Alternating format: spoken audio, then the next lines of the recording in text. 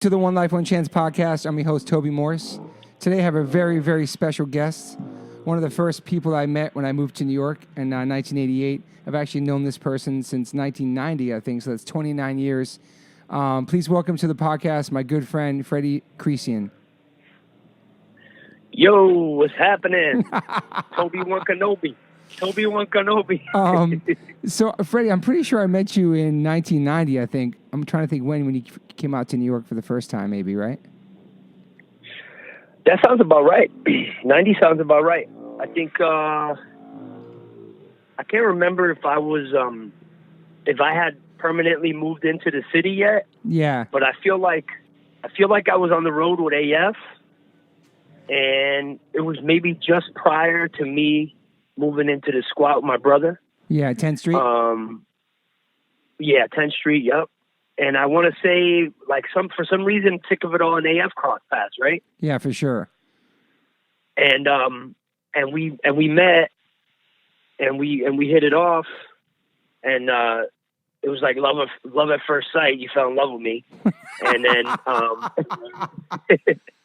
and how much younger were you? Because I'm pretty old, and you're pretty old too, but you're way younger than me. You've always been in your 30s your whole life to me.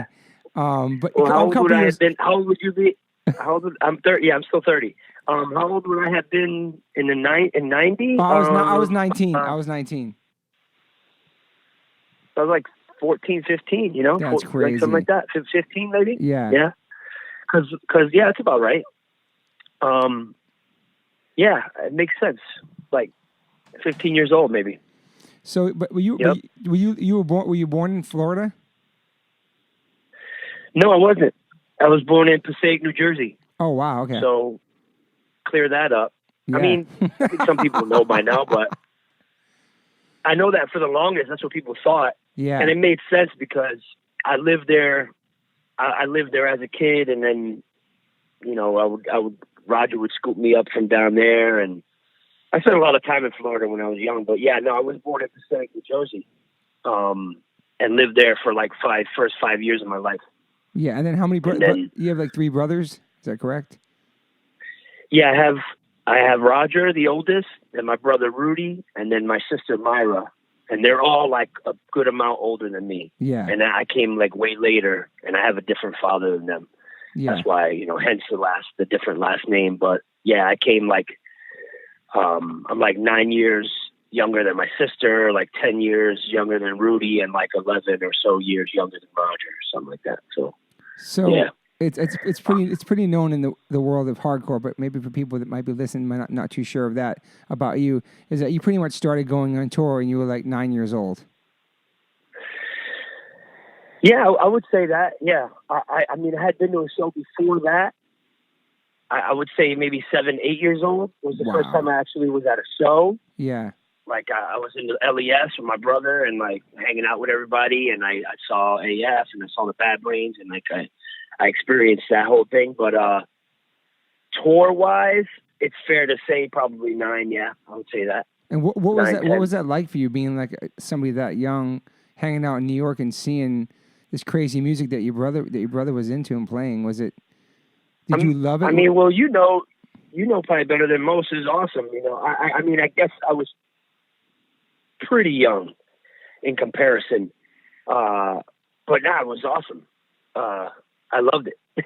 Yeah. For me, it was like an escape from a lot of things, and so, and I was always rebellious. I hated school. I hate, all that bullshit. So it's like, for me, it was like right up my alley because I was from a dysfunctional household, which probably tons of people know by now because my brother wrote a book and did a movie, and there's all kinds of stories going around. It's out there, yeah. And it's accurate to a degree, but at the same time, my dad's not all bad, and he's grown into a much better person than he was. But that's a whole other story. But anyway, I had a dysfunctional household. There was a lot of craziness going on, and so I just walked into more craziness through my brother and AS, and like from one crazy situation to another. But at least it was like music, and it was positive, and it was like characters. You know, Vinny's a character, all these characters, and Yeah. Ray B's and all these different characters. So it was like Will Shepler. Yeah. So it was cool. It was definitely an escape and a fun time. And I loved it. I loved the craziness of the music and everything. Yeah. I wanted to do all that craziness. Were your parents cool about you going with, obviously your parents are cool about you going with Roger, or did they even understand like what kind of music it was, or like, obviously they knew you were safe because they were with Roger, but they were pretty much cool with you rolling with him, I guess, that young, obviously. They knew it was crazy. Yeah. They knew that. I mean, you see the way Roger looked, even when he was like 16, 17 years old, he was already becoming like heavily tattooed and like, at one point had a mohawk and like a shaved head and like ripped pants. You know, he looked crazy. Yeah. In those times. For and sure. So they knew what he was doing was like wild stuff. The music was wild, but somehow they came to an understanding. Like, I think everyone kind of knew that even though it was crazy, my brother had good intentions. He just wanted to like hang out with me because he didn't live with us. Okay. And so it was time for him. It was a time where he could spend time with his little brother. Yeah. And at the same time, I got to get away from the house and like give myself a break. Yeah. And I don't know, maybe the house got a break from me. I don't know. Yeah. It was like an understanding. It was like a thing that was like somehow it was okay. So, and sometimes I'd be like visiting family in Jersey too. So that was the other thing. It's like I had a lot of family still in Jersey, like aunts and uncles, and from my dad's side actually. And I'd go visit with them, and it was like kind of a normal setting, like cousins and like people my age, and then like my uncles and aunts. And then Roger would scoop me up and I'd go into the city. And that was kind of like also a way where I could kind of get away with it, you know? Yeah. Were you still staying in school during those times? Were you going on the road? Or you just... I was in school technically. Yeah. I most of the times when I traveled in AF young, it would be on breaks. Yeah. That's what you asked me, right? I was at school. Yeah. Yeah. It was like breaks. It was like, it would be in the summer or spring, whenever school would have breaks. Yeah. That's typically when I would be able to do that. Did you like, especially summer? I know you say you didn't like school, but did you do sports in school? Did you get good grades, or? I just didn't like anything about it. And I know I want to be careful to how I say that, because like I don't want to discourage young people to not like school, because I think that if something would have presented itself where I think I was just in a lame situation, to be honest. Like the teachers were lame. No one excited me. And then I never grasped onto something. I never grabbed onto anything that excited me. And then by the time I did, it was kind of too late. Because at one point I did get into soccer. And then I actually played soccer in high school for a year in New York. Oh, wow. Oh, wow. And I loved it. Yeah. And that could have been like a segue thing. That could have been like a transition thing where it would have made me like school more. Mm-hmm. But then I started going to Europe with Madball. So it's like, it's over. So it was like a little late to get into stuff. But yeah, for some reason I was in like lame schools in Florida, and like teachers were super lame, and like no one was like, "Oh, do you like this?" Like it was just a real bad setting and environment. And I'm not blaming anyone. It's just what it is. It's sometimes how the school system is in certain places. Yeah. And also, I just didn't like to be cooped up in a room and stuff. I wanted to be running around. You can understand that. Yeah. You can understand that. You skip in and want to hang out with the derelicts. You know, that was more my lane. Probably because of everything, my life and the stuff going on at home, and a combination of everything, like my personality, home stuff, everything. You know. In a sense, your brother was almost like kind of saved you from that environment. In a sense, like took you away on the road and exposed you to all this music in this whole different world, which is pretty awesome. It is. It was really cool. And like other kids went to like camp and that was my camp, was New York hardcore camp. Yeah. So, yeah, I don't know shit about camping. Like, I know I can survive in some situations, but I don't know. I'm not like an outdoorsman. Like, I don't know how to like do all this outdoors, like Boy Scout stuff, but I can navigate through some other shit. For sure. I'd love to see you on Survivor. That'd be amazing.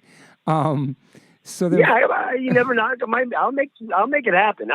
I'm definitely a survivor. For sure. I don't have certain skills, but Yeah. And then what about when you started going to school into New York? That must have been a big change for you because you were going to school in Florida most of the time. Then you go into this massive city. Then you go to school there. Like, what grades did you go into New York? I remember hanging out with you in school. Yeah, no. When we met, I was in school. Well, actually, I shouldn't say when we met because I was definitely in school when we met. But when we started hanging out in New York, I was still in high school. Wow. Which is kind of crazy. Yeah. To think about that. Yeah. It's probably hard for people to picture that. Mm-hmm. But yeah, because when we met, I don't know what grade I would have been in, 8th, 9th. I don't know what grade I would have been in when we met. Yeah. And then when we reconnected in 91 is when we reconnected. That was when I officially moved into the city with my brother, squat 10th Street. That was when I came home. That's what I felt like. Yeah. I'm sure you felt the same way, right? Like when you came to New York for some weird reason, you felt like I'm home. 100%. Right? Yeah, for sure. But anyway, in that time period, I went straight. That was part of the deal. Like my mom, I was like, I don't like Florida. I'm out of here. And I was going to rebel anyway. And then Roger worked something out. And Roger was like, well, I'll make him go to school and he'll hang out and he'll do, make him get a job. And some deal was worked out. Wow. And I was going to leave no matter what, but it's better that something was worked out because then I left in better graces, with my family. Yeah. But so the part of the deal was I'd have to go to high school. Like I couldn't just quit school and go out there and just be a bum. I guess I went to Seward Park, high school, which is in the Lower East Side. Yeah, I remember that. It's old. It's been there forever, and they have an annex. And I went to the annex building first, and then I found another school called the Public Repertory School, something like that. It was like an arts school. You remember that? I think so. Yeah, I do. You remember when I was going to that school? Yeah. It was like an alternative school that also was in the Lower East Side, but it was inside of like a middle school. Okay, I got you. Shared the campus, yeah. It's literally around the corner from where Vinny's tattoo shop is. Okay, got you. New York Hardcore Tattoos. It's literally around the corner. Wow. Back then the shop didn't exist, yeah. but that was where the school was. And it was all like walking distance for me. That's awesome. So I went to that school, and that school was awesome. I mean, if you wanted to like anything in the arts, our art teacher was a graffiti writer that actually used to get up on walls. That's cool. Yeah. That's awesome. And so, it was like so up my alley. Yeah. And so I forgot, I think maybe even Amy might have found that school for me or something. But when I found that place, it was cool because I went with AF to Europe for the first Madball tour ever. And they let me stay in school, but the deal was I would have to write a journal about the tour. Wow. So I would have to on tour, and that was part of my curriculum or whatever. That I would have to write a journal, keep a journal about the tour, and then bring it back. And did you do it? Whatever. I did. Yeah. I did. I kept the journal. That's I don't know where it is. That's the sad part. But I did, and I came back, and like I went there for a little while. Then they moved way uptown, and like in the 50s, on the west side. And then it was like as if they had moved to Connecticut because like I didn't want to be bothered going up there. Yeah. So,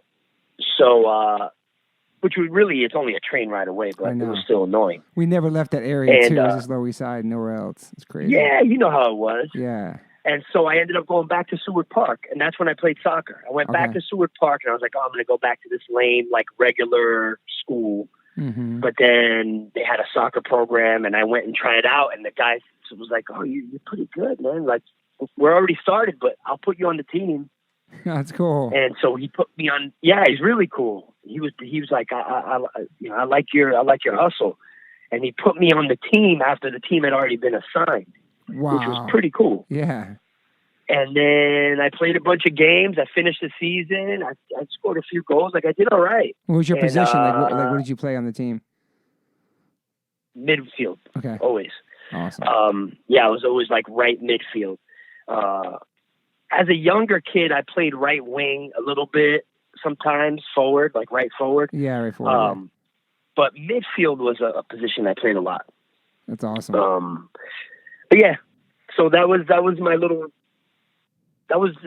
my sports thing, you know, and I feel like if I would have gotten into something like that way early on, and like if I would have done all right in it, that could have been something that would have maybe kept me like interested in like academics or being in school or whatever. You know what I'm saying? Yeah. But it just didn't play. It just that's not what was in the cards for me anyway. So. And so did you graduate from there? You graduated?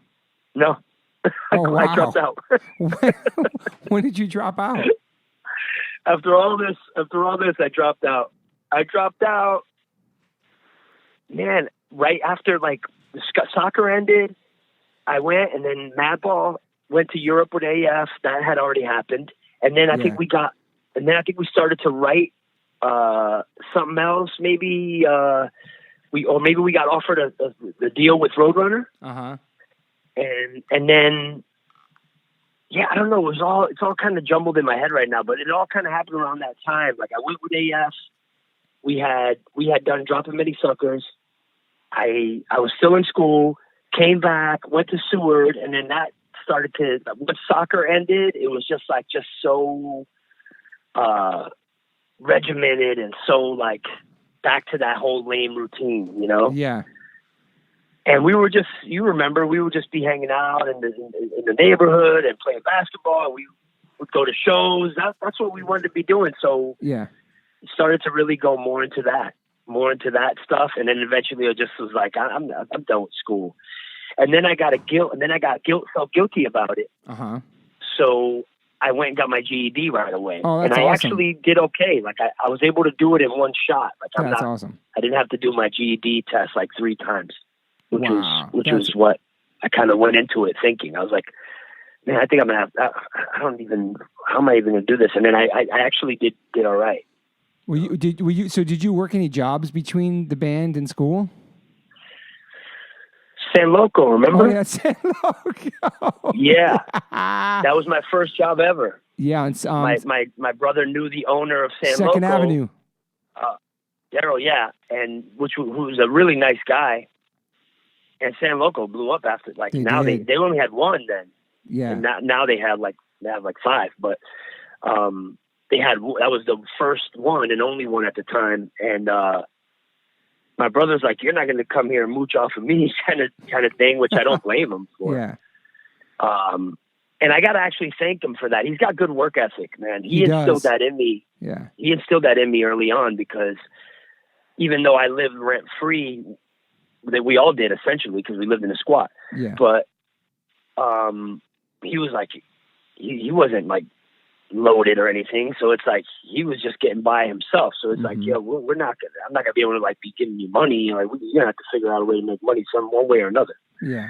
And so he got me that job at San Loco, and I did it for a while, and it was fun. We had some funny times, some craziness. I had like a real late shift, so you'd see all kinds of goofy, crazy stuff at night, and sometimes the fellas would come in. Yeah, that's cool. And I'd give them free stuff. You remember that? Yeah, I do. Because that was like when we started hanging out with E, yep, who you introduced me to. The Lord you Isaac. Introduced me to Isaac. Yeah. Because he was your boy, and then you and I connected, and you thought like we would get along because we were kind of like on the same wavelength, you know, like totally. Hardcore kids, like hip hop. Totally. Hip hop, hardcore kids who were like hip hop, who were like kind of streetish, whatever. Yeah. And you were right. I mean, him and I hit it off as well. And then he introduced me to Knock and Hoya, and the rest is history. But, totally. You connected the dots for me as far as like having younger friends, because I knew the old timers from the scene, Yeah. And they just knew me as this little kid. Yeah. But you connected me with people like closer in age to me. They were still older than Yeah, me a couple somewhat, years. but like more in my lane. We were all kind of similar in a lot of ways. Yeah. So, And yeah, but you were way cool. younger when Dropping Many Suckers, the 7-inch came out. You were super young, right? Yeah, I guess I would have been 90. We did it in 91 and I came out in 92. Oh, So yeah. I would have been, if I met you when I was 15, I'd have been like 17, you know? Wow. Something like that. It's crazy. Yeah, it makes sense because 95, I'd been turning 20 in 95. Yeah. Yeah, 1987. And so, yeah, about 16, 17 years and old. so when you put up the 7-inch out, did you feel like, when you started playing shows, did you feel like this is what you wanted to do? Like, did you have, when you moved to New York, did you have any kind of goals of what you wanted to do? Did you want to play music? We weren't sure, or? We all did it. It was like flying by the seat of our pants kind of thing. Like I didn't go to New York with the intentions of doing Madball. Yeah. You know, I went to New York because I just always wanted to live in New York. Yeah. My whole life. Yeah. I was born in Jersey and I was so connected to that area, like Northeast, like Jersey, New York. Yeah. And when I left there early on, I would go visit there a lot. And I was always like, I felt a strong connection to that area. Mm-hmm. And then the music just added to that. It was like something that was made it that much more enticing. And the energy too, probably. Yeah. With seeing everything you're hanging out with. Yeah. And so I was destined to go there one way or another. I mean, luckily it was like I discovered the music and that kind of, because I could have also ended up going there and could have ended up really bad. But, yeah, it was never with the intentions of I'm going to go to New York and do Madball again. Like that's never been the case. Yeah. It was more so like I just want to get to New York. Where I was living at Florida was kind of like not my speed at the time. Yeah. I was young. I had a lot more in me. Like I wanted to do other things. And so when I went to New York, I started to just hang out and go to school and do the normal stuff and work. Yeah. And then my brother had songs and he had written some stuff. And then we were like, let's do Madball. Let's do another Madball thing. And by then, Matt Henderson was an AF. Yep. And so Maddie, my brother and Maddie, we started to kind of concoct the second 7-inch, which was Dropping Many Suckers. Yes. We started to like compile songs, and I didn't even write, I don't think, one lyric on that EP. Oh wow! Because I didn't know how to write. I didn't know how to write then. Yeah. So Roger had a notebook of lyrics, and some of them were like super goofy, like almost purposely meathead. And we used them for Madball. Oh, so if like people are laughing at us like we're meatheads, well, we're laughing right back at you because we know it was intentional. Oh shit, that's amazing, man! Holy shit! You know what I'm saying? Like people are like these dummies. And we're like, yeah, we know we're purposely being dummies, you idiots. Oh shit! That's fucking funny. Nobody even knows that shit, probably. No, but it got better, a little better over the years, and I think by now it's gotten a little more refined. Where it's sure. like, yeah, for sure. But it was like Roger had this notebook, and he literally would laugh out loud at some of the shit. So I was like, "Listen, man, if I'm gonna put my name on it, we gotta amend some of this." Yeah. So I like kind of went through it and kind of made it a little bit more like realistic. Yeah. It was still pretty barbaric and caveman and like straightforward and whatever. But that's what hardcore is in a lot of ways. Totally. Especially New York shit back then too, man. 100%. Especially New York shit. Yeah. Yeah, especially New York shit. Mm-hmm. That's just what everyone was kind of doing. But it was a little, it was a little over the extra top meathead. But like I tamed it down. Like but I didn't know how to write, so I just kind of changed some words and then I had my own sort of cadence that I just spin on it. Yeah. would hear in my own head. Yeah. Yeah, that was like the way I did stuff because that's how I heard it in my head. Yeah. So that was just the beginning of Madball there. That was like, and then still no intentions of like traveling and becoming some kind of band. It was just sort of like, let's do a 7-inch, let's have fun with it. And then there was interest in Europe. My brother was like, let's bring you to Europe, see what happens. Then after we went there that first time with AF, there was still whispers like, hey, that was kind of cool. Like, are they ever going to come back? And da-da-da. Yeah. And then soon after that, we got offered the thing with with Roadrunner, and we did Set It Off, which was a little more serious. I mean, For still sure. kind of rough and street and whatever you want to call it, but it was a little bit more. It was a little more serious, and then then we went from there. Yeah. Now you know the history of Madball. Yeah, in a nutshell. Yeah, but going to Europe on that first tour, you were young too. That must have been like a whole new world because had you gone to Europe before, just hanging out with AF? Was it actually first time going overseas? No, first time, first Wow. time ever. First time going and first time playing overseas. It was all first time for a lot of things. It was crazy. Yeah. It was like AF had gone one other time, I think. AF had gone one other time, maybe two other times, but one of those times my brother got deported. So technically he had only gone once. Oh, wow. Yeah, because he's a refugee, so he got to. That's crazy. He literally was a Cuban refugee. Literally, I'm not even kidding. He didn't have his U.S. passport at that time. So, holy shit. It was wild style. I don't know why he hadn't got it at that. So you were with him when that happened? No, I wasn't with him on that one. Yeah. But I remember that he got turned around, and next thing you know, he was home, and I was like, "What are you doing home?" And he was like, "Yeah, I got." And then so the roadie at the time, Mike Schultz, he ended up finishing the tour for them, and then so technically he had kind of only gone once, even though AF had gone maybe twice, and then the third time was AF Madball. Wow. And that was with MAD. Yeah. And it might have been their first or second tour with MAD. And what year would that have been? 92. Wow. Right there. 92, 93. Yeah. 92. Wouldn't have been 93. It would have been 92. So when you came back from the first tour, you're like, holy shit, now I really want to do this? Or did you go back working somewhere? I definitely liked it. Yeah. Yeah. I mean, I always felt something, even when I would just do songs with AF. Yeah. I got something out of it. Yeah. I'm a person who definitely needed outlets. So, yeah. It was definitely an outlet, and it was definitely it was cool to do. I mean, it was super nerve wracking, as you know, but yeah. It was cool.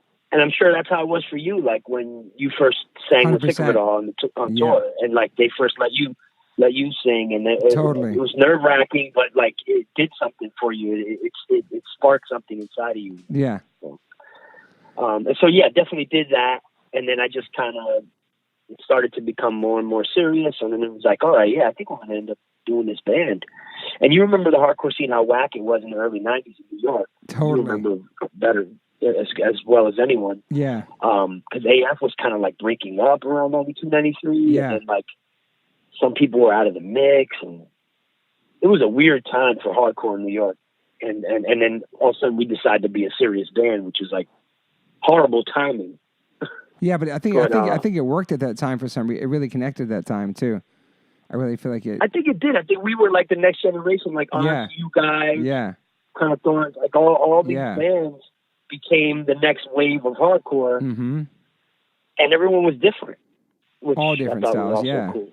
Yeah, all very different. So I mean, and that's how it was meant to be. I guess it was because a lot of people have a misconception that maybe when we got into it, we were playing sold out shows at the Ritz or something. No. Yeah. No, we were playing Bond Street or some other whack club with 10, 15 people, and then that started to grow.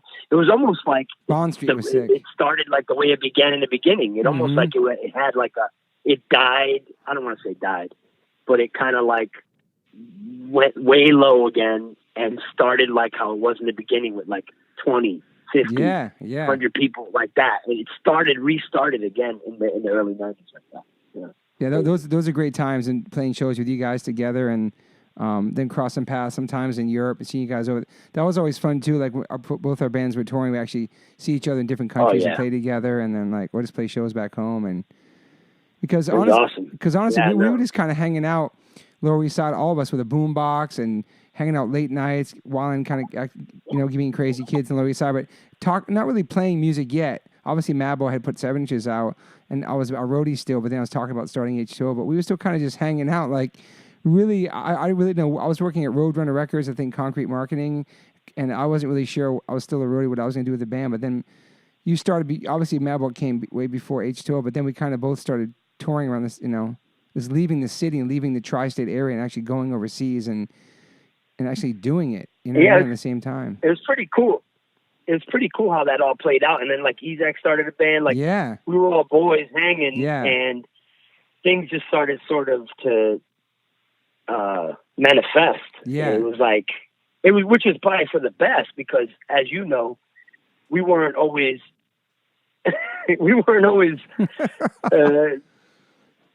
up to good things. No. Sometimes we'd be up to Yeah. not so good things. Yeah. But it was also the environment. It was 100%. also the environment we were in, because we were young and we're kind of different, and other people that came from different places, and we would bump heads. But it was fun times, man. Yeah. I look back and I have very, very fond memories of those early days, like when you first brought me to like a Fugazi show.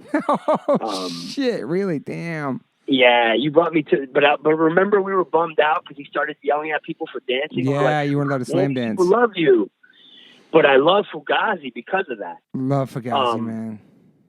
Minor Threat, I knew, of course, because what hardcore kid wouldn't know about Minor Threat. Yeah. But I wasn't really up on Fugazi. That was like newer shit. Yeah. And you were like, they're playing the Ritz. Was it the Ritz? Was the Ritz still around? It was the Ritz. The Ritz Yeah. was around, yeah. Yeah. It was probably the Ritz, Yeah. or one of those kind of bigger places, and you brought me to that, and which was different because we would all go to like the regular hardcore shows, but like that was kind of like a bigger show, and but like stuff like that. I want to say that might have even been where I met E. That might have been the day I think he was there, and like we were talking about meeting, and we finally, I don't know, it's crazy. That makes sense. Maybe I just the Ritz, remember that. Yeah. I have that memory, or it might have been a Sick of It All show at the Ritz. I don't know, but I just have that memory of like meeting him at like a bigger show through you, and like and just the hanging on the LES, and it was fun. It was a lot of fun. It was a lot of fun. I remember going to like hip hop clubs like 10 Deep. I remember we used to always see. Hell yeah! I remember before we knew John, we used to always see John Joseph at like the hip hop clubs, and like he'd see us like the new young kids and give us like a head nod. We nod our head to him like, oh shit, that's the OG John Joseph. It was so cool. He would be up in the hip hop clubs too. It'd be awesome, man. I got a funny story about John Joseph. I was walking down St. Mark's. You mind if I tell the story real quick? No, man, please. I was walking down St. Mark's, and I was with my brother, and he was walking towards us. And you remember there was always like this like kind of weird tension with like AF and Cro-Mags. Yeah, there's so much older band stuff. Yeah, for sure. It was old shit. It was so old, but in my mind it was still like existed. It was so fresh, yeah. And I remember seeing him like, yo, isn't that homeboy from that band? I'm like, we got beef with this guy or what? Like, that's what I was saying in my head. Meanwhile, I was this skinny ass little wiry little 16-year-old kid. Like, fucking, what would I have done? Like, oh my god, would have fucking annihilated me. And so then, what happened? Did you guys say what's up? But I was, I had like kind of a chip, and I was like with my brother. I was just basically telling my brother, like, if there's gonna be a problem, I got your back, Yeah. And then as they get closer, John's like, "Yo, Raj," and Raj's like, "Hey, what's up, John?" And it was like all good. And I was like, "Oh, there's no peace." I'm like, but in my mind, John is gonna laugh when he hears that. It's so good. He'll laugh. He'll love it. And then he looked at me and he was like, "John, you remember my brother Freddy?" And he probably hadn't seen me since I was like little. Yeah. And I was like pimply, tall, wiry teenage kid at this point, And he was like, "Oh shit, you grew up, kid," in that John way. Yeah. and then it was cool. And then I was like, I guess there's no beef with these guys. And it was like, that stuff was all inflated, and it was to do with other people and this and that and other, whatever. I'm not getting into all that, but it was fine. They were fine, and I know they have respect for each other. And it was like, but like to your point, it's like we would see John a lot in the LES, at clubs or hanging on the corner or whatever. So it became where like the head nod thing when we'd be like, "Hey, what's up? Because we were like the young kids. We were like the young kids on the scene. Like we were everywhere, hanging downtown, hanging at the clubs. The new young punks. We were like Sheets and Pillows. All those clubs, yeah. Oh man, we used to frequent the hip hop spots. Dude. I mean, we almost went to more hip hop spots than hardcore because hardcore was like in a real slow point. Remember? Yeah, so yeah. We lived in hip hop spots. Yeah. I love those clubs. I mean, shout out to Bill Spector, put out on the Sheets and Pillows. He's amazing. Bill hip-hop Spector, clubs. oh yeah, man, he hated us. Yeah, I think he loves us now. You know, I ended up working for Bill later on, years later. I did security for him and Conrad. Yeah, I worked as their security guy. Oh wow! But yeah. But and those times, I know we would be rolling up with like 10, 15 guys and be like, oh boy, here we go.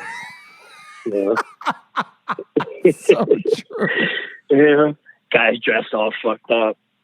So as we got older, I think we started to dress up a little better. Like some of us did. Some people still like came out in sweats, and I'm like, yo, dude, you ain't gonna get in with sweats. Yeah. You know? It sounded. But fun times, man. It was. And did you go to the? Would you go to the Onyx? Were you in the Onyx video with us? The Slam video? Hell yeah. Yeah. Well, I went to all that shit. Remember when Biohazard first started doing the videos and they were like, you're like, yo, come through. Yeah. You remember all that? Yeah. So we were at all those early Biohazard videos, and then that was the same time that Onyx was popping up. Yeah. And so we got invited to those too. Yeah. But one of them I had to leave. I actually had to go babysit my niece, Nadia. Oh, wow. And I got into a big blowout with her mom because I didn't want to leave the video shoot because I had never really even been to a hip-hop video shoot. So I'm like, but I was supposed to be back. So I it was this whole thing. And then I ended up leaving early. And that was like back the fuck up. That was like one of those videos that everybody was in. It was one of those Onyx videos. But I was there for like the beginning part of it, but then I had to bounce.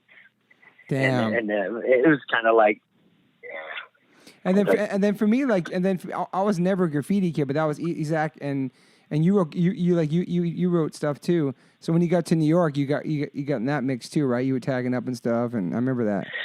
I was, but I was like more of a toy. Like I'm not even gonna front. Like in comparison to these guys, like I wouldn't say a toy. I mean, I'm not like I love graffiti culture. Like I love art. I love all that. I love b-boy culture. Like I love all that.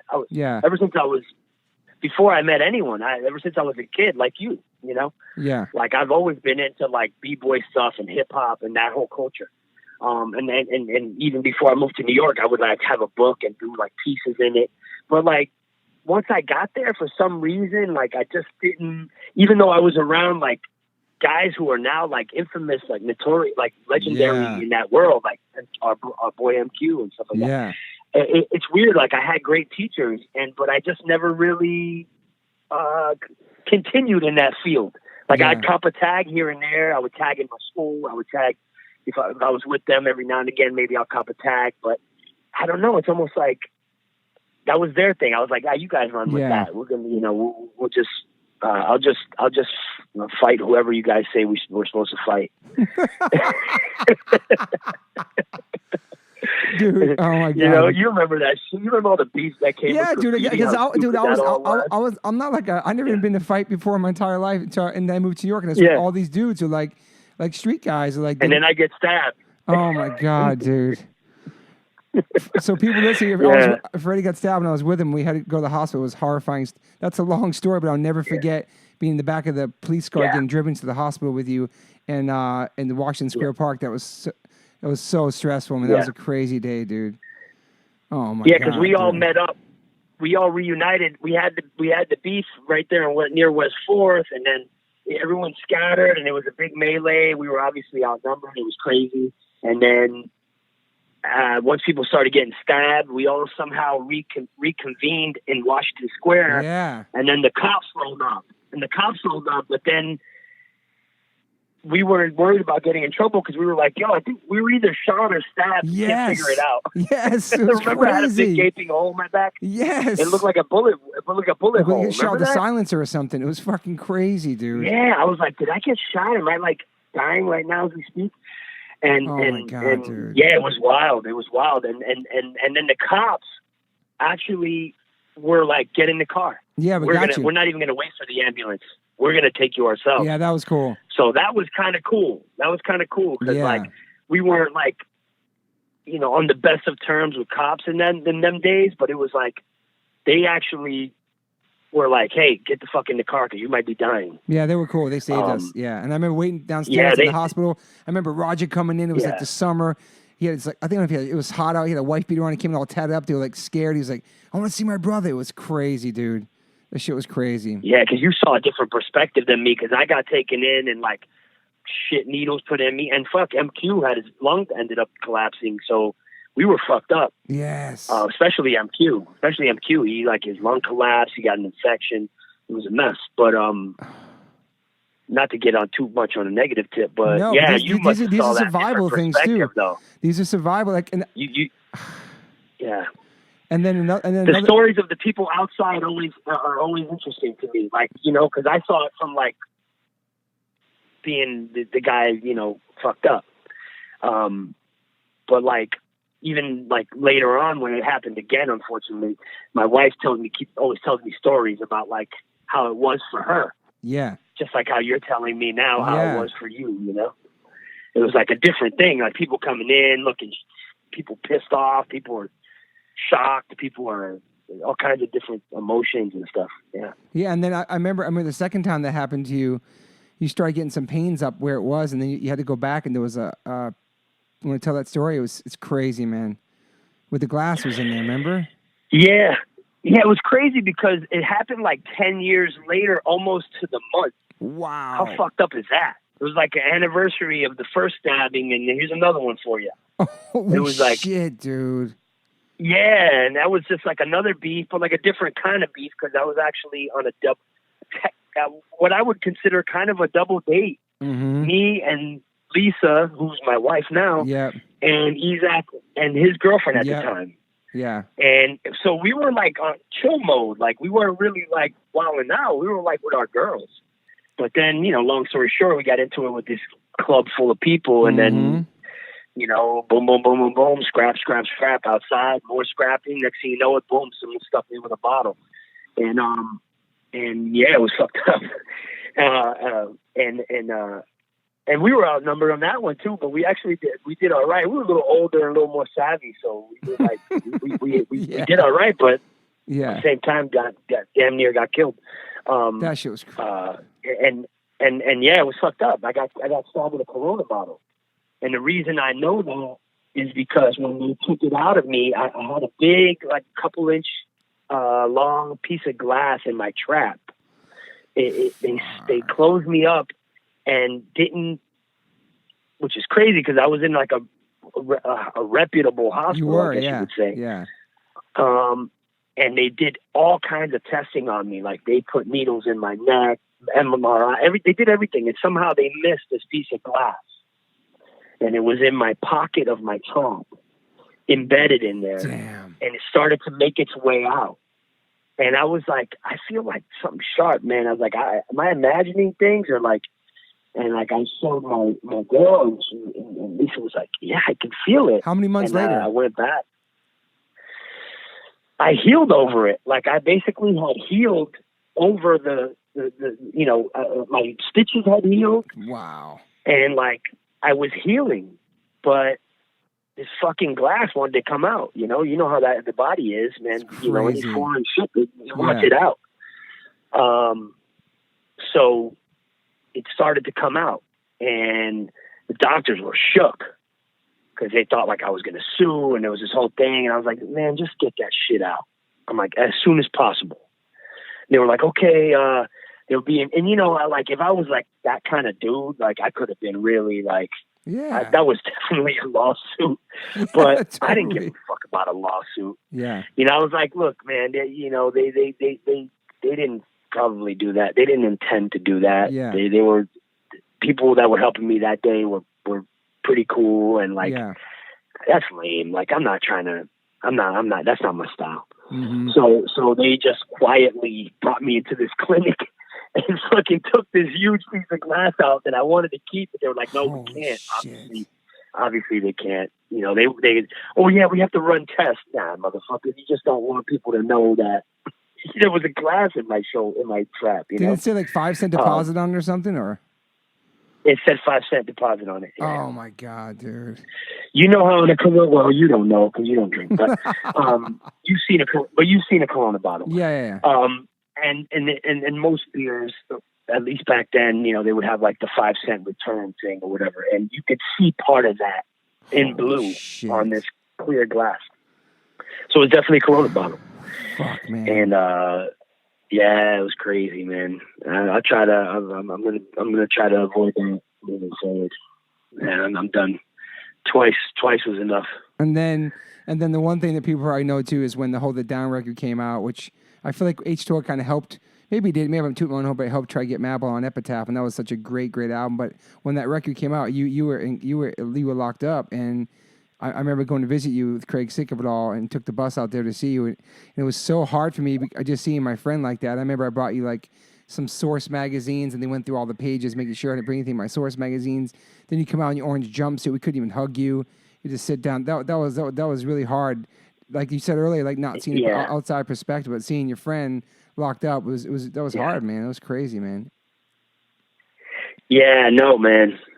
I remember seeing the pain on your face. Actually, I do remember that. Like, there's visits. It was kind of cool because I actually got a lot of visits, almost too much. I almost told these guys like, chill out with the visits because these people are going to get jealous in here, you know.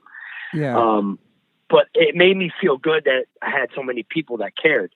Yeah. Even John. Speaking of John Joseph came to visit me when I was in awesome. Rikers, which I thought was really cool because we were especially close. Like you and I were homies, you know.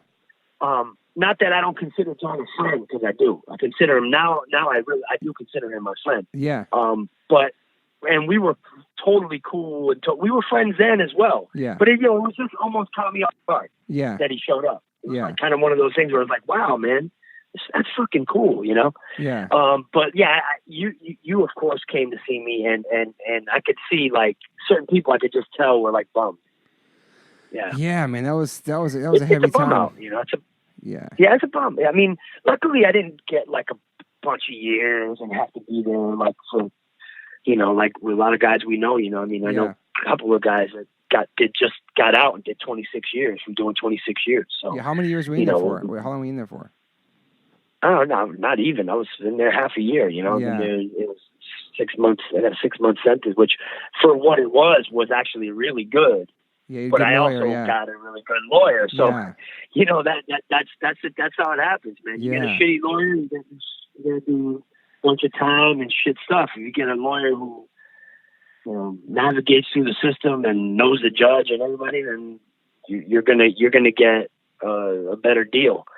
And so, you know, I did my 6 months and my 5 years probation. That's which right. Sucks. I would have rather almost done more jail time actually, because this 5 years probation was really, really rough. Wow. But yeah, it was an experience. It was an experience, man. Yeah, man. How old were you then? Well, let's see. We recorded "Hold It Down," and then I went in right after, right? Because I think when the release happened, I got locked up. I don't remember, man, but it was around that time. It was 2000, 2001. How old would I have been if I was, I don't know, 20s? Yeah. And then did you go, when you came out, did you guys go on tour for that record? When we got out, we did a tour. Yeah. And then the guys who were playing guitar and drums at the time, Beto and Darren, I think they just kind of got a little bit shook about the whole situation. Yeah. And I think they also weren't looking to do music the way we were looking to do it. Yeah. So it was like a combination of all those things. Yeah. And then, so they kind of started to back out. And then Hoya and I, being the two hard-headed guys that we are, we just sort of were like, well, fuck it. Let's just not do it. Because, you know, the labels got issues, and rightfully so. Yeah. And these guys are like bouncing, and it's just like, this is just a mess. Yeah. So we did a farewell tour with Mitz, who actually ended up becoming our guitarist for the next 15 whatever years. Yeah. Whatever. Yeah. But Mitz jumped in there and did a tour with us in Europe, and Raj, Agents of Man, he did the Europe tour and did another like a Japan thing, and then we were like had a little hiatus. And that's when Hazen Street came in, I think. That's right. That's when you asked me about Hazen Street, and we were already talking about possibly doing Madball again, and that kind of sort of both happened at the same time. Yeah. It was kind of weird. But yeah, Hazen Street, man, that was when you hit me up and were like, yeah, I'm thinking about this project and da-da-da. And then I was like, yeah, that sounds,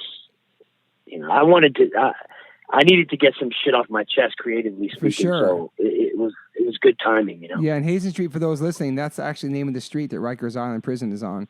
So that's where that name came from. Yeah. So yeah, Chad hit me up. That was crazy, man. Like making those demos, like it was you and Hoyer, and then you guys came out here. I remember doing demos at Swing House with Chad and Dave Kennedy. Yeah. That was super fun, just sitting outside writing shit and listening to the demos, and like some of those demos of songs. And then we got Mackie on board. Yeah, Mackie on board.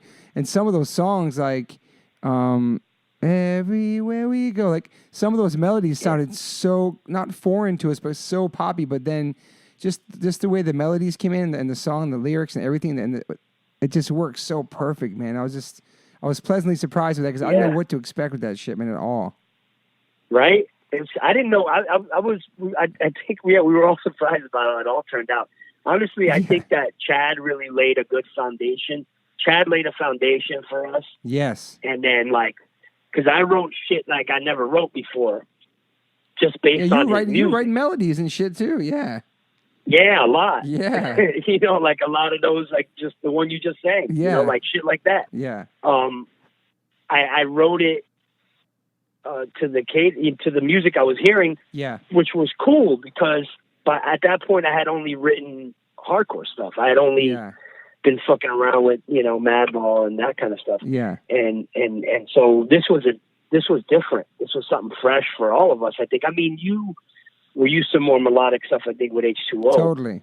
But for me, it was definitely something very different. And I was like, I welcomed it because I was like, I want to do something different.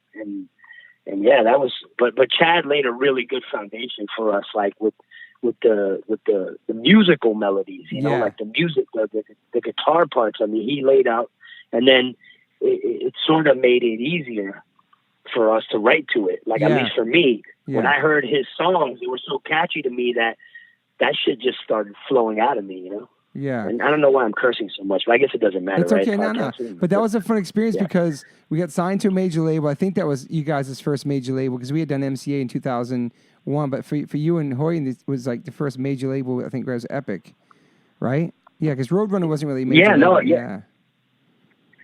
I mean, we had only you had done a record by then, right? On MCA, on Epic. Yeah, no, on MCA, right. MCA, On MCA, okay. Yeah. And yeah, we had you kind of had a little taste of all that, but we had only the biggest label we had signed to was Roadrunner, which was a big independent. But that whole major label world, man, that was something else. That was a crazy experience. That's a little mini movie in itself, just how that whole thing came about. Remember, like the showcase in front of all these big wigs. Oh my God, that's right. So you guys are staying at the Oakwoods. You're working on the record with Howard Benson, who produced the record. He did Howard Benson did tons of big records. I don't know what the fuck he did, but that shit. It was such an interesting, really fascinating little trip we took with that, dude. In like a matter of a year, like we did tours of Story of the Year with Good Charlotte, with Newfound Glory, with POD. We did the Warp Tour, Yellow Card, POD. Remember, and those bands were all hot. Then. I know. They were like hot. They were hot at the time. Yeah. But then sometime in the middle of the tour, it's like Epic wants you guys to fly to New York and they put you up in this fat hotel. We need you guys to play a showcase for the people from Epic. So we fucking flew out there and left the tour, got a fat hotel, and then we performed like 2 songs for them, like in a room. Did I stay at the hotel? Did I stay at the hotel too? I lived in New York at the time, but I think I even stayed. I think I stayed there one night. Yeah, I was like, I want a hotel too. Yeah, so this picture like Hazen Street with a bunch of record execs sitting at tables and chairs, and we're like just walking through the crowd, singing our songs in front of these people just staring at it. It was so fucking awkward, man. Who was the dude that loved us that signed the Clash? Oh, fuck, I don't know his name, man. He was like the head of A&R, or like one of. He wasn't the head. Maybe he was like the second in command of A&R or something. But he was something. He had been there for ages. It's right. I don't know his name though. Shit. Lee, is it? No, not Leeds. Is it Harvey Leeds? Harvey Leeds. It's fucking Harvey Leeds. Harvey dude. Leeds, right? Yeah. Yeah. Harvey Leeds. Yeah, he was like all about us, and like I was flattered us. because it was like he signed the Clash and he signed other people. I was like, he was like, you guys are doing something different. You guys remember? I mean, he was kind of like. Now in hindsight, he was kind of half blowing smoke up our ass, but totally. I think he genuinely liked us though. And then I think when he got the word that like the new president came in and like shit was going to change, and I think all of a sudden he became a mute. All of a sudden he was like, he was like, you guys are going to change the game and blah blah blah. Remember those fucking conversations? Yeah, like, dude, 100%. All right, let's see, pal. Let's see. Something I remember amazing about that whole process too is that like for some, I think maybe it was because Mackie didn't have like who knows what Mackie didn't have as far as his government shit, but nobody wanted to get checks for the advance money. And I remember being in John Reese's backyard and we're counting up stacks of cash for the record advance, which I don't think has ever been done in the history. We're like, checks? What's that? I don't even have a checking account. What the fuck are you talking about? And we're counting up cash in his backyard, dude. Oh my God! Do you know where we're from, man? Do you know who we are? Holy shit! That was amazing, too. Funny. Shout out to John Reese. People buy. Oh my God! People get a kick out of that. Dude, then shooting our video for Fool the World, we had a fucking trailer. We had a stylist. Yeah. We had stacks of Nikes. Any of that. Dude, we have all Tim Bergman, love you, Tim Bergman, laced us up with mad Nikes back then.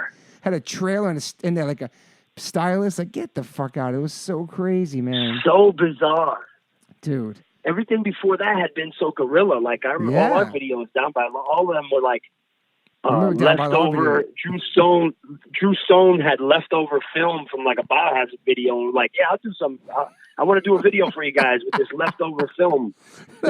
And we walked down the block and Vinny's alleyway, Jersey Alley or whatever, and we record down by law. You know, like everything was so guerrilla. Damn. And then remember we had like the trailer, the truck, and like food and shit. I was like, yo, what is all this? Like, this is for us? Then there was like actors in there who tried out to be the part, like be in the video with us, and then the Guido actors. Yeah, and then we did making the video with MTV. They did making the video with us. I have that fucking DVD shit, dude. It was hilarious, crazy, man. And so I think what happened with us, I think the timing. I love that record. I'm so proud of the record. I feel like that timing too. What happened was that Good Charlotte signed us, ladies and gentlemen. They loved our demo that Chad sent to them. They had an imprint on Epic called DC Flag. They signed us, and then what happened was they had a big follow up to their huge record coming out at around the same time we did. And I feel like once that came out, they were focusing on all those singles and all that, and they kind of lost focus of Hazen Street. We were just kind of like just floating out here. You know, we got crazy tour support. We're in buses. We're fucking going to Japan. Like, it was crazy, man. It was the budget for the record. I mean, I don't, not to get into specifics or numbers, but I know I saw it once and I was like, why would we spend that much money on a record? But, we had Howard Benson. We had Howard Benson. We had the studio costs. We had the flight, the traveling. We all lived in the East Coast. Except I think you were already in Cali. You guys were staying at the Oakwoods? Yeah. Yeah, we all stayed at Oakwoods, these dope apartments, and like, it was pure fantasy. So yeah, you could see how shit would add up. Yeah. By that point, but it was crazy how much that they invested in us. Yeah. And then all of a sudden we're like, we're done with that. I know, that just shows you how much money they have. It's sick. It's sick the amount of money these people play with. Yeah. Because if I put $500,000 or more into something, accumulated. Yeah. Whatever. I'm gonna see that shit through. You know. 100%. It was just a write-off. It's just a write-off to them. They're used to that shit. You know what I mean? Like, it was a write-off. Yeah. We became a write-off. Yeah. And it's a real shame because I do think that it had potential.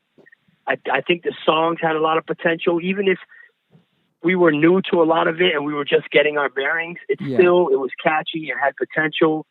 It was honest. It was real because the stories were fucking real stories. There's no bullshit going on there. Like that's like real stuff. Yeah. So maybe the music's not your cup of tea, but if you can at least connect with the stories, but they loved it. The crazy part is like Harvey Lee, like certain guys were like, "Oh, it's done. This is happening. Like this shit's gonna do really well, and like your life's gonna change." And I'm like, we were the ones that were kind of like, "All right, let's see what happens." Like we're not doing this to like necessarily blow up. want to do something different. It was a fun experience. And if we could pay our rent and like eat and all that, we'll be happy. You know, like we were coming in from like that hardcore mentality. Yeah. And they were gassing us the fuck up. And we were like, yeah, all right, we'll see. And then sure enough, they changed presidents or something. And somebody just was like, yeah, scrap this, scrap that, keep that. Yeah. Like as if you were going into a supermarket and doing inventory and going, oh, this is expired, get rid of that. Meanwhile, they were just propping this up. It was the weirdest shit. And we were getting good reactions on all the tours, and it was oh my God, people were loving the record. I think what's crazy about that now is Google that shit. I know. Google those Japan videos. Remember that shit? Dude, remember first time going to Japan with like crazy, dude. You found or you yellow car? Yeah. Those were like bananas. Like those shows were like. Yeah, record did really good in Japan too. What's crazy is that we didn't know what to expect, and it was really fun to make the project. And with expectations were kind of whatever. Like, yeah, we'll see how it goes. But all in all, I feel like it's so crazy now how beloved that album is. Like 15 shit. How many years? Right? 2000. Every hardcore kid. Dude, they love. But back then, people liked it. Like, what is this? It's a major label. These guys in Madball and Newfound Glory and H2O and Boxcar Racer all mixed together. Like, there was judgment before they really heard it. But now people love that shit, dude. It's crazy how much people. I think it's because it didn't blow up. You want to keep it real between us and whoever else is fucking listening to this podcast? If I'm keeping it 100% real, I think, and hardcore kids could be weird like this, and I'm a hardcore kid till the day I die. But I tell you, sometimes people, the scene, and this is like everywhere. Yeah. I feel like, I feel like there was like judgment. There was like, oh, what are these guys doing? It's like, hey, man, we're creative people. We're just trying some different shit. But I think there was judgment. And there were certain people that were like, I dig it, man. I dig what you're doing. But there were a lot that were like, I don't know about this, man. You talking Madball, they shows, you guys are doing this. Like, what's up? Yeah. There was a lot of that. Mm-hmm. And a lot of those same people like it now. I know, dude. And rave about Hazen Street. They rave about it. And I really honestly think it's because it didn't blow up. It's so I weird. think because it didn't blow up. I think if it would have blown up, it would have bummed people out. And it didn't. Yeah. It had some traction. It had some legs. It went to a certain point, but it never popped how like they were talking it was going to do. Yeah. And I think once that happened, it sort of fell back into like this weird lane of like being like a cult thing or whatever you want to call it. Yeah. And then it became cool. And then it was okay for hardcore kids to like it. Which, personally speaking, I think it's kind of lame-ish. It's kind of lame. It's kind of lame to like it because I don't know, but you're like saying. Me. I know exactly. You like something, you like something. If you like 100%. Something, you like something. Yeah. You hear a song, you like it. Whether you got me into Coldplay. Approve. You turned me on to Coldplay and changed my life. Freddy Madball turned me on to Coldplay on the Hazen Street bus. I never forget that shit. You're like, yo, bro, listen to this shit. You're listening to your bunk. And you got me to Coldplay now. I'm fucking obsessed well, I knew with that you would band. Like it. I was like, you gotta check this shit out. Dude. And when I was listening to it, it was funny because they were all my friends were dissing me. Yeah. And Yellow was out. The video for Yellow was out. Amazing. And I was like mesmerized. And I had like been hanging out. I was up for like 2 days doing all kinds of wild shit. And then I woke up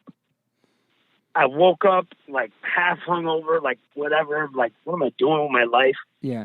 And Yellow comes on, and I was like mesmerized, and I was like, yo, this is a fucking amazing song. Holy and shit. from that point on, I love Coldplay. And these motherfuckers would laugh at me like, yo, dude, you were just out running around, fucking hip hop, like they just but it's like, don't judge a book, like we love all kinds of stuff, like dude. We listened to Cranberries. Remember the Cranberries and the Sundays and Sade? Cranberries, we love Cranberries, man. I was so bummed when she passed. I know. To Morse, man. She was an amazing talent. Sade, and we all are like that. Yeah. Oh my gosh, Sade. We used to listen to tons of hip hop and all this kind of music that people would never expect. I think people think when you're in a hardcore band, like you get into your car and you're driving your kids to school and you're blasting hardcore like our demo tape. It's not like that, man. Oof. It's not like that. No, you gotta. It's time and place, Yeah, everything. The music's the time and place. You got a vibe and a mood for every kind of situation. Now, don't get me wrong. I'm a hardcore kid through and through. Like, there's something that hardcore does to you that nothing else can do. 100%. For a fact. Yeah. But that doesn't mean that that's all we listen to, you know? It's like, how the fuck am I going to listen to that crazy shit all the time, you know? You play it every day. Like, you travel. You like... Yeah, anything. How do you listen to metal all the time? Like, how do you listen to anything? Like, even hip-hop. Like, how could you just only listen to hip-hop? Like, you would just lose your mind. Yeah. So it's like, but, you know, we know our roots and where the scene we're from and what we've done and how we've participated in it and all that. I mean, that goes without saying. But I love me some Coldplay, man. When I saw them live, they were amazing. I got hooked up, fourth row seats. Damn. I brought my wife and her sister, and we had the time of our lives, and they killed it. Dude. And it was great. And I don't care what anybody says about it. Listening to this, it was amazing. Yo, no, it's funny. I saw him last time with my son, and I ran into Joe. Mad Joe from Wisdom and Change with his family. We like hug him, like, oh my God, that was such a great show. Like me and Mad Joe at the Coldplay show in Jersey. They're just fucking great band, man. It's like they kill it. They all can sing really well. Yeah. They can all play really well. Chris Martin's a great front man. You know, he's like all over the place. And he plays the piano and they're just I like them more than I know people another group of people are probably gonna cry. Hopefully I like them more than you two, like shit like that. I don't know. No, I feel you. It's a tough one for you. Yeah. That's a tough one for you because I know you guys are U2 heads. We are, but I feel like Coldplay became the new U2, like more younger version and more. They're my U2. Like U2 always had great songs. Don't get me wrong. Like as a kid, growing up, like there's definitely U2 songs that stand out to me in my head that I love that I think are amazing. But Coldplay, for like what U2 does for some people is what Coldplay did for me. Like that's my U2 in a way. You know what I'm saying? Like that's kind of for that genre, for that whole thing, for that kind of stuff. Yeah, I don't know. They smash it. That's just me. I gotta see him again, man. It's been too long. It's been a while. So yeah, they killed that. Maybe we'll go see him. Maybe we'll go see him together. We'll hold hands. I would love that. You remember being in the bus and all of a sudden I was in the back on that tour and all of a sudden I was sleeping and this huge mirror came out and smashed me in my head. You remember the back of the Hazen Street tour bus? Oh my God, yeah. Or like the bus went to the ditch or something while we were on the bus. It like crashed or something. No, I think we almost crashed. I don't know what it was. I don't know if the driver fell asleep or if it was bad weather or what. I can't remember what it was, but I remember the van got jostled around and that shit, something came down and banged you in the head, right? I was sleeping in a big glass mirror in the back of the bus. Yeah, dude. I was screaming. I was bugging out, man. That was crazy. Yeah, and then you were like calling my name out, and I was like, "What the fuck's going on?" And I got out of it was crazy. Matthew was like, "Yo, what's going on?" And then you held me in my arms and sang Coldplay to me. Yeah, and I put Coldplay on, and it was it. Everybody felt better. We had some more milk. We had some more milk. Some cookies. Freddie, do you remember rolling up? You remember rolling up in the dead of winter to do the Guilty by Association part in Coyote Studios? I remember. I forgot who came with you. He had 40 ounces, and we were Brett Gurewitz. It was such a great vibe that day, dude. It was such a great vibe that day. We're so cliche. That sounds so cliche. It's true though. But it really was. It really was us. It was like we weren't doing that. Like it wasn't like an act. That was us, you know. But that was a great studio night. Where was that recorded? Where was that recorded again? It was in Brooklyn. It was in Brooklyn at Coyote Studios. Okay. Yeah, I remember. All right. Yeah. You guys came out there. It was so fun just doing that. It was such a great time in the studio. Yeah. Oh yeah. No, that was fun. And we actually were like. We kind of collaborated on it, right? Like like you had the idea, you guys had the idea, like, yo, we want you to come in here, and then I was kind of like, yeah, and we kind of just like did it right there on the spot, like kind of figured it out, and yeah, it was cool. A great time, man. Yeah. So now, so looking back now you're like a married man with 2 kids, and you've been in Madball for how many years?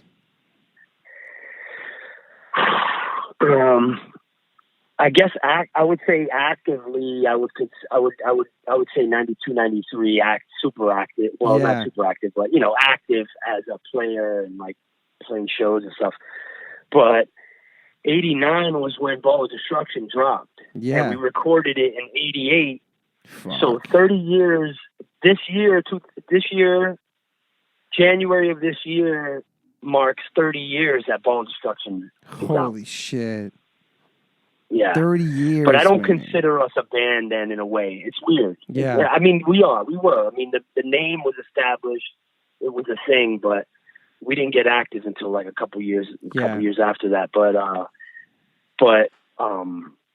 I would say, yeah, it's been a long time. Have you ever felt during those times of like just quitting and doing something totally different? Well, we did the Hazen Street thing, and I dabbled with the hip hop thing, which I actually plan on doing another one of those records. Nice. As you know, we're all big hip hop heads too, and that was something that I always wanted to get off my chest. So, and that was another thing that like kind of it's been lingering around for years and years, but people were like receptive to it, which I thought was cool. Yeah, I thought it was great too. Like I got good feedback. The Catholic Guilt song too, yeah. Yeah, Catholic Guilt. Yep, that's the one. That's the record. And I mean, I'm sure I could do a better job than that, but it's like one of those things where like I might want to do another one, drop another one of those just to get something off my chest. Yeah. And I don't know, man. See where whatever else goes. We talked about doing Asia Street, another little EP or yeah, that'd be down too. Yeah, I think Mitz has. That's not an impossibility. It's just a matter of. You got a lot going on. We got a lot going on. I think Chad's got some riffs too laying around too. He's been working on riffs for a while too. I'm going to tell you this right now. Nobody knows this. Not even the guys in the band. I wrote lyrics to that riff. Oh, shit. I have like a skeleton to that song. Oh, fuck. Okay. To that, and it's a catchy track, man. Sick. It really is like a follow up to what we would have. We should sit one day and listen to it. Okay, I'm down. It's I think cool people. stuff. I think people were stoked on that. It's been a long time. Yeah, we did like man. an EP, like just for us, just to get something off our chest. Yeah. Did you ever think you'd be doing the band this long and where you're at now and all the success of Madball and the worldwide everything you guys you guys work so hard and you stay on tour so much and it's inspiring. You guys. I thought it was over in like 2001, and then we had that. We had that hiatus, and I met Lisa, and like I was like in my mind kind of done with music. Yeah. And then boom, we start to Hazen Street. You came at me with Hazen Street, and then Madball, and then it's like, and then that brought me back to the music thing, which was probably the best thing that could have happened. Yeah. And yeah, I didn't. It's crazy now to think that it's 2019. It's crazy, and like, man. We're doing all these things now, and the band is bigger, I would say, now than it's ever been, which is that's awesome. I'm thankful for it because otherwise I'd be starving in the street. I'd be panhandling again, like my brother made me do in the '83. Shit. It's fucking crazy. I'll be on having to wait panhandling. It's crazy, but Freddie, like you guys you guys work so hard, and you guys are nonstop with the touring too, and I know you get to bring your wife and kids out sometimes, which makes it a lot better because it's hard when you have a family to leave, man. It's super hard, man. Yeah, I try to include them as much as possible because you know as well as I do that like once you have a family, I mean, you've been with Moon forever, and you had Max. It's like, you're a family guy as well, so and everybody's different, and I don't judge people one way or the other. Some people are a little bit more about family than others. Whatever, it's not my place to say one way or the other. But once that started happening, that changed the game for me. It's like I had to start touring less. Yeah, even if that meant less money, less income, less whatever, but. For me to spend time with my family, that's like the most important thing. 100%. So, but at the same time, I do music for a living. And, I know it's so hard, dude. It's what I do. So, what do we do? It's like you got to eat. Yeah. And people don't realize it, but us hardcore bands, like we live check by check. This ain't like we're getting big fat YouTube checks or royalty checks or whatever kind of checks. You get a couple little bucks here and there, but I mean, we're not like making mainstream kind of money. So it's like you got to go out there and work for every dollar. And it's a blessing and a curse, man, because it's like when you have a kid, and a curse. when you have a kid, it's like, okay, now I got to provide not only for your wife, but also for a child. And so I need to grind more, Yes. but then I don't want to leave them because I want to be with them. Exactly. So it's so hard. I don't People want to be a understand. deadbeat, you Yeah, know? it's so hard. And I love. I don't want to be a deadbeat. I want them to know me. I want to know them. Yeah. I want to be with You them. want to be I in want their to lives, watch but then them you have to grow. provide too. So it's like, fuck, I got to leave you now for like 6 fucking weeks and go on tour. Not that you do that now, but I remember I had to do that. I don't do that anymore. Well, we did that with Hazen Street. We do. But Lucky Max was a baby, so we didn't really know the time frame difference. But it's like, Yes. so now Oh I gotta, my God. yeah, it's crazy. That was rough for you, man. Because now I think about that. We did some crazy ass shit touring wise with Hazen Street. Yeah. Like shit that Lisa reminded me of. She's like, I endured a lot in those Hazen Street days because it's true. We went out for months and months and months at a time to try to get this thing on. I know. Try to get this thing going. Yeah. And get established. Yep. And you're right. That then you had Max right around then, and it was like, oh my God, you were having your first. You know, we all didn't. We could relate, but we couldn't at the time. Yeah. You know. Yeah. It's sacrifices. It had to be super hard. Yeah, it's totally hard, but it's like we were touring like crazy. Ridiculous. It's crazy because like you love what you do. You know obviously there's also your career too, and it's also it's part of your everyday life. But then you got a family too. You got to provide for it too. So it's like that balance of like go out there and book mad shows and and then come back and then stay home for a little while and go back out again. It's just that. But I love coming home. Like I love missing them. I love them missing me. I love coming home to them. It makes it so much. I like having once you leave, it sucks. But once you're out there on tour, you do your shows, you get in your tour mode. But then you're looking forward to coming home. Yeah. It's fucking awesome. We're lucky, you know.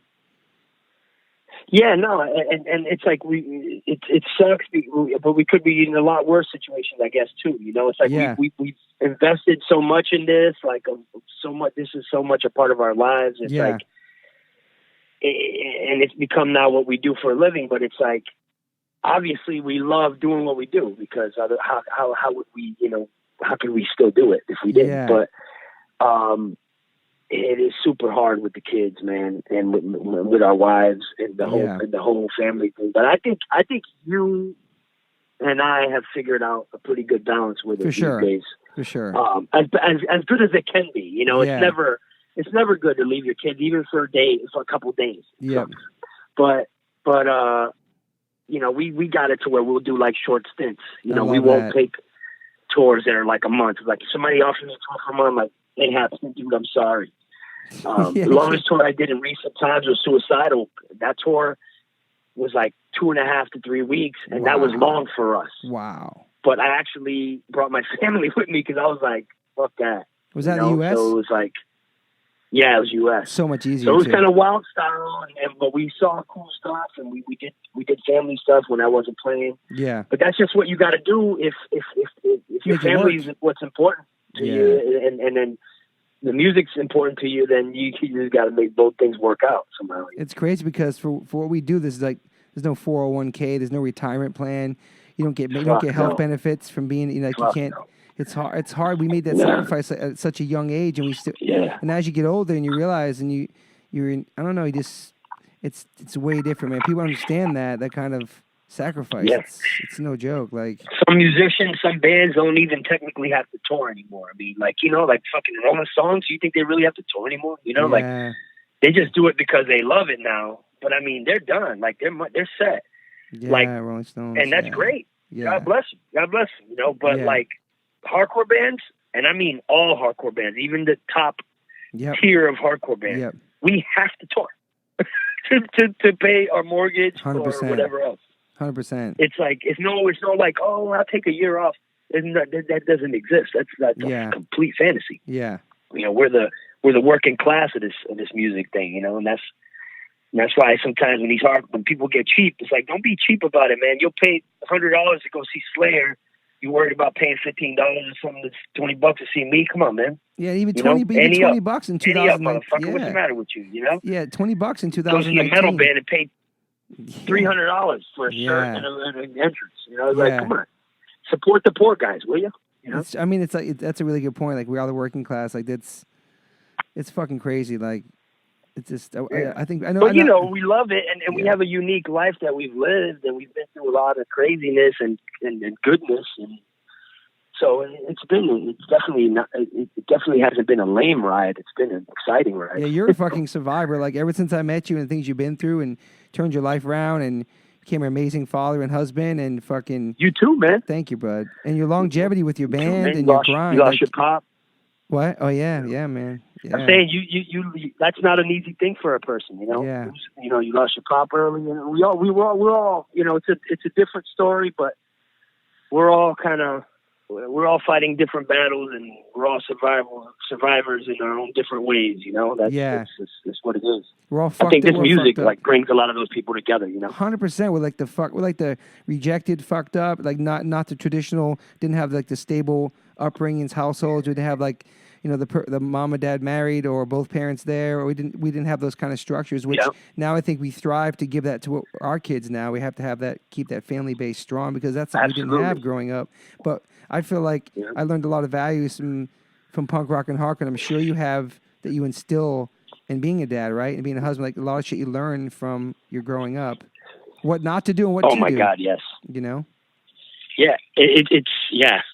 And it's like, all you can do is try to do better than what your parents did with you. You know, Exactly. It's like, and no one's perfect, and you still make mistakes, and you still go, oh man, you know, I could be better. I could do better. I could still do better. Yeah. But it's like, it's still guaranteed.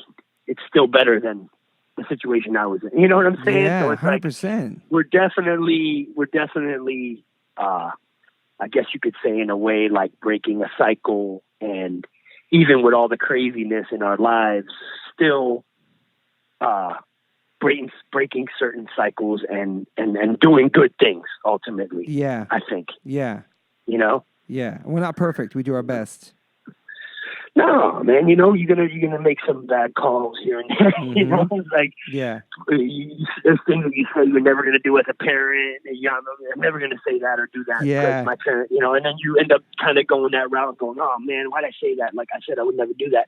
It's hard because you're conditioned in a certain way, and it's hard to break that sometimes. But the fact that you know it and you can acknowledge it, and you can like go, okay, yeah, I screwed up, and then you can explain it. Because I never got explanations for why certain things happen. To just deal with it. Yeah.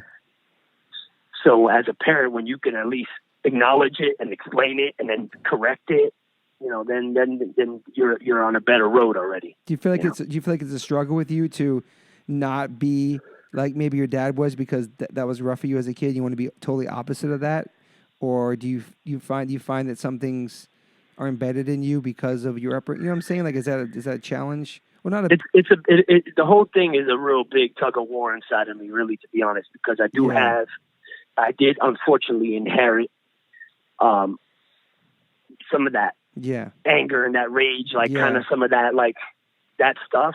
And as you know me well enough to know that. Yeah, you channel it well through your music, though, for sure. Yeah, it serves a purpose too. You know, it has its good moments, it's good time when there's good times you can release that. But I do kind of suffer from that, and it's learned. It's learned, and it's also, I think, even partly genetic. I'll be honest. I gotta say, like some of that is a little bit genetic. You know, like it's interesting. Having a bad temper, like inheriting, but a lot of it is learned. And a lot of it is like you become conditioned because of certain situations. Yeah. And breaking that has been hard my whole life. I'm sure, and I'm still working on it. Yeah, I'm sure. Yeah, it's been very hard my whole life. But I'm aware of it, and so I work on it. And I don't want my kids to, you know, be in certain type of environment. So it makes me work harder. 100%, because you want for them to not feel scared or nervous, or you know what I mean. So it's you know, it's like you know, they're my teachers now. You know. Yeah, and you want your kids to have a better life. You don't want 100%. Exactly. Oh my God, yeah. And I think honestly, my dad wanted me to have a better life than he had. It's just that it was hard because he couldn't. Maybe it was hard. He couldn't switch gears quick enough. Was he pretty emotionless? Pretty emotionless in the sense? Huh? Pretty emotionless? Like not really emotional? Like not really... Yeah, he was with my a kid? stern. No, your dad was more of a stern, like. Oh, was he not a No, he is. He was Okay. affectionate. Yeah. That's the thing. It's like Yeah. he comes across as like this complete savage animal. But he was not. He was affectionate with me. Like he would rub my head. Like he wasn't like those kind of fathers that you hear about that like were like Be a man. wouldn't Yeah. kiss their kid, wouldn't kiss Yeah. their kid, or like no, he would hug and kiss me. Like he was affectionate. Yeah. Maybe not as affectionate as I am with my Yeah. kids. Maybe not as much. Yeah. But he wasn't like a complete cold fish. Yeah. Yeah. But he just had that rage problem, you know, and he had that certain issues that he has that he's probably still dealing with. But you know, he's an older man now in his upper 60s, so he's calmed down quite a bit. Yeah, it's probably way peaceful now. Yeah, more chill. Yeah, I have two little sisters as well because he ended up getting remarried, and I have two little sisters. Wow. Different moms, obviously, but and I think he kind of did better with them. To be honest. How old are they? You know, and they're in their 20s. Oh wow, that's actually, super young. Yeah, they're in their 20s. They're Yeah. both in their 20s. One is like in their earlier 20s, and one's in like her. And the older one of the two, my two younger sisters, is actually in Harvard. Oh shit! So, wow. That's yeah, really. yeah. Holy shit! Yeah, and my dad's completely poor. They just got complete scholarships. No fucking way, dude. Yeah. That's pretty amazing. That's how sharp they are. Yeah. Wow. Yeah. They went to like Amherst, and then one of them is they're both working, I guess, but like one of them is doing a follow-up like master's or doctorate thing. I don't know. I'm not sure exactly what in Harvard now. Oh, that's amazing.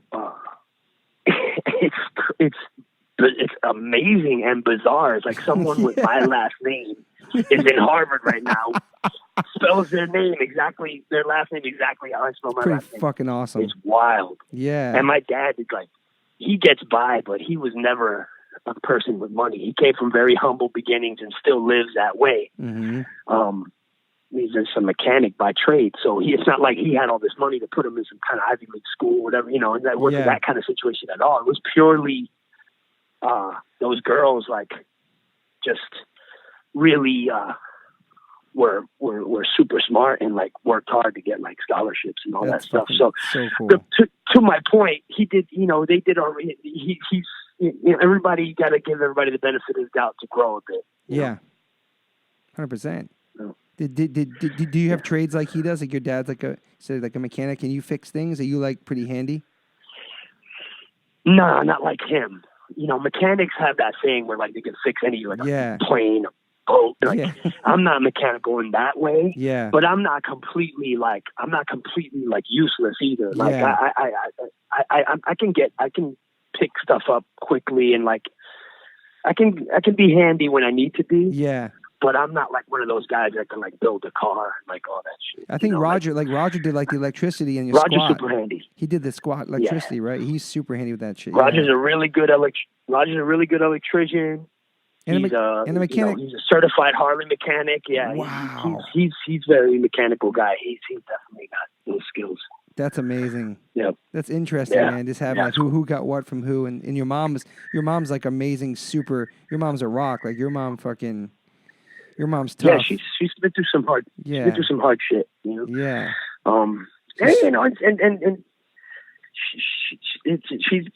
And she's flawed like anyone else. Totally. But, you know, my mom too. She's endured a lot. Yeah, she came to this country as like a young lady with 3 kids and like crazy managed to survive and like it's crazy.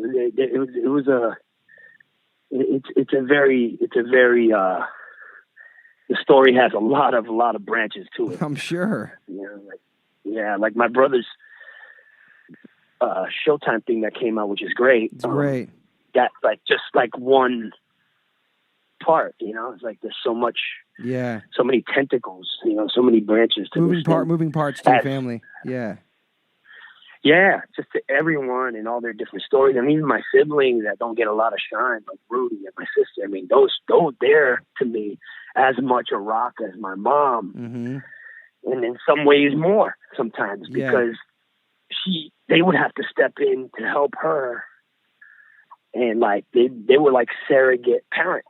Yeah. You know, like my sister would help cook, and like my brother Rudy just at one point became the man of the house when my dad and my mom got divorced. You know, like shit like that. How old were you when they got divorced?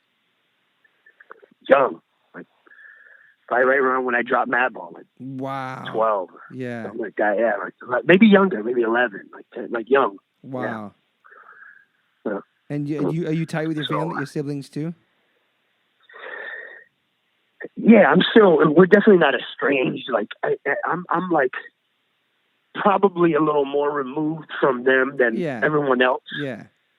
Slightly. Yeah. But no, I'm tight enough where like, no, we're cool. We're tight, you know, and that's awesome. And, I mean, not like super like tight, but like we communicate, and my brother, one of my nieces just got married, and everyone was there. My brother Roger, my mom, my sister, like we all.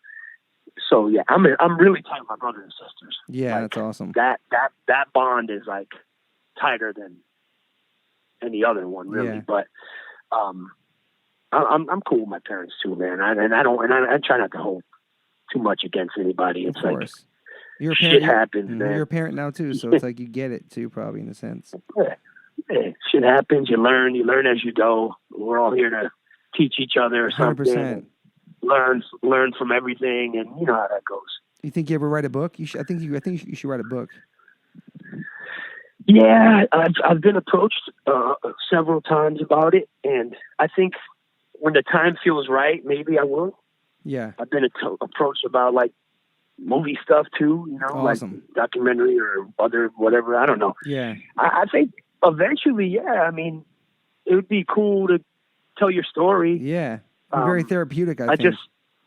I just don't want to do it like bandwagon style, like, you know, like my brother's doing this thing now, and it's the right time for him. Like he's at an age, he's at a time totally in his life and his career where I felt like it's right. It's the right perfect. time. It's appropriate. You're still in your 30s, bro. You're still in your 30s. You're good.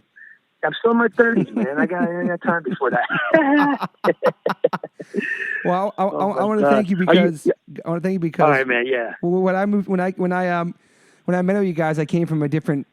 Where I grew up differently, but I met all you guys, and even though I was older than you, you always seemed like you were my age, and you came from a different background. Obviously, when you just opened up so much on this, and I appreciate that. But like you guys, you always had my back, and it was a big family for me moving to New York, and you guys took me under your wing and taught me a lot about life and just the real life and the real world, and I appreciate that. And I'm so proud of everything you've done with your career and all the trials and tribulations you've been with as a human and where you're at now. It's fucking amazing that we're both talking and we're both still playing music and we're fucking dads. It's pretty awesome. Yeah, man. Thank you, bud. I really appreciate that. And, you know, sitting back at you, man, I think, honestly, we were all learning from each other. You know, we just, like, tribed up. We got together, and we were all just learning and growing together from each other's experiences, really, you know, now that I look back on it all. But no, I appreciate that. And, you know, I love you. You know your family. For life, yes. You know that. You know what's up. I appreciate having you on my podcast. I think people can be psyched about this. Yeah, man. Thank you, man. You got plenty to work with. How long have we been talking now? 5 hours? It's the longest podcast it's a good length. It's hour and 30 minutes. Rusty's was 2 hours and 45 minutes. This is crazy. Yeah, because it was like thank you for having me, man. It was a pleasure. Yeah, dude, we've been through so much. We've been through so much together, and so many great memories in my life. And you know, you've been a big part of my son's life. It's really crazy because obviously my son's. I was going to tell you this over the phone, but my son's seen Madball a bunch of times growing up. My son's seen a lot of bands, but all of a sudden now, like, he's in the band, he listens to metal, he listens to all this different stuff, and now he's, like, totally listening to Madball. He's buying Madball on iTunes. I go in the kitchen the other day, and he's listening to Pride while he's doing his homework. I go, dude, what are you doing? He goes, oh, I'm listening to Madball. I bought their records. So now he's, like, doing it on his own. Like, he's seen you a bunch of times. You're like his uncle. He loves you. But back then, he's like, yeah, it's just whatever. It's just I'm at some show. But now he's, like, really into the music. So, like, he's listening to Madball now, like, on his own. It's pretty fucking awesome.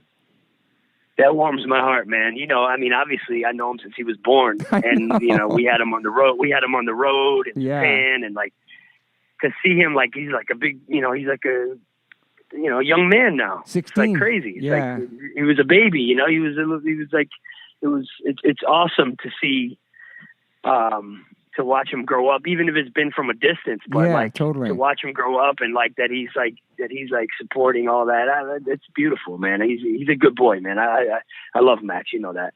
Whenever I see him, he's always, hey, Uncle Freddie. I know, he loves you, dude. He's a very, very kind-hearted and spirited boy. I love him a lot. Thank you, bro. But it was cool. I wanted to tell you that because it's cool. He's just almost like he found it on his own way, you know?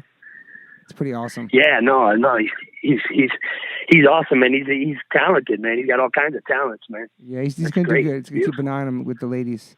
Yeah, yeah, yeah, man. Well, that's a whole different chapter. That's no matter what, always, anyway. Yeah, these different chapters. No, he's gonna do good. He's gonna do good. He's gonna do good. All right, brother. I love you so much, Freddie. Thank you for everything, and I appreciate your time. All right, bud. I'll speak to you soon. Thank you, bud. Love you, buddy. Love you too. Bye. All right. Bye. Bye. Bye.